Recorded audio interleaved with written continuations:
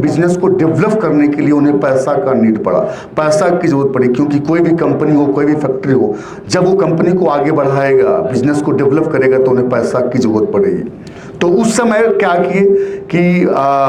उस समय के बिजनेसमैन जो है पब्लिक के पास जाना शुरू किया। जिनके पास पैसा होता था वो अपने बिजनेस को समझाता था कि हमारा ये बिजनेस है, मैं ये उत्पादन करता हूँ अपनी फैक्ट्री में,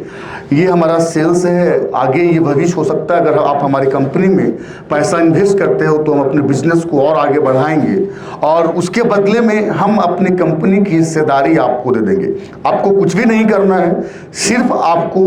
हमारी कंपनी में पैसा डाल दो, आप हमारे पैसे इन्वेस्ट कर दो, आपको कोई काम करने की जरूरत नहीं है, कोई प्रोडक्शन नहीं देखना है, कैसे फैक्ट्री में उत्पादन हो रही है, कैसे हम सेल्स कर रहे हैं, कैसे मार्केटिंग कर रहे हैं, कुछ भी आपको देखने की जरूरत नहीं है, सिर्फ आप पैसा लगा दो, उसके बदले में हम अपनी कंपनी की हिस्सेदारी जो भी प्रॉफिट होगी, एक परसेंटेज तय की जाती थी कि 10% 20% जो भी है वो हम आपको अपने प्रॉफिट्स का जो भी होगा वो हम आपको देंगे।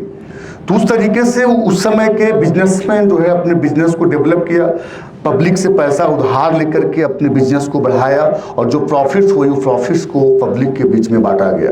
पब्लिक भी बिना कुछ किए हुए पैसा लगा करके कंपनी में पैसा बनाया। लेकिन धीरे धीरे समय और बढ़ता गया। धीरे क्या हुआ उस समय कि बहुत सारे ऐसे कंपनी थी जो अपने बिजनेस को अच्छा नहीं कर पाया, वो जो है वो कंपनी डूब गई, वो दिवालिया हो गई, तो पब्लिक को पैसा नहीं मिला। जब पब्लिक को पैसा नहीं मिला उस समय, और कुछ ऐसे भी कंपनी थी जो पैसा लेकर के भी लोगों के साथ फ्रॉड करना शुरू कर दिया, क्योंकि ये तो मैन्युअली बोल करके पैसा लिया गया था, कोई गवर्नमेंट्स का कोई कुछ था नहीं। तो बहुत सारा फ्रॉड हुई, बहुत सारी कंपनी पैसा रिटर्न नहीं किया पब्लिक को। तब जाकर के अब हमारे देश में एक्सचेंज की स्थापना होती है,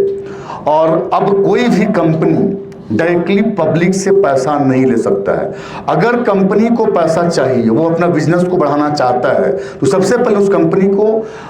एक्सचेंज में लिस्ट किया जाता है, उसकी प्री आईपीओ आती है, आईपीओ आती है, उस कंपनी की शेयर इशू किया जाता है, और अब वो कंपनी अपनी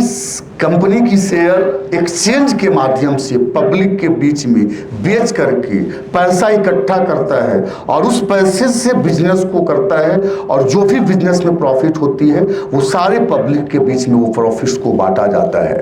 तो मोटा मोटी आपको समझ में आ गया होगा कि एक ऐसा जगह, एक ऐसा डिजिटल प्लेटफॉर्म जहां पे हम किसी भी भारतीय कंपनी की हिस्सा को खरीद सकते हैं और बेच सकते हैं, उस जगह को ही हम शेयर बाजार बोलते हैं।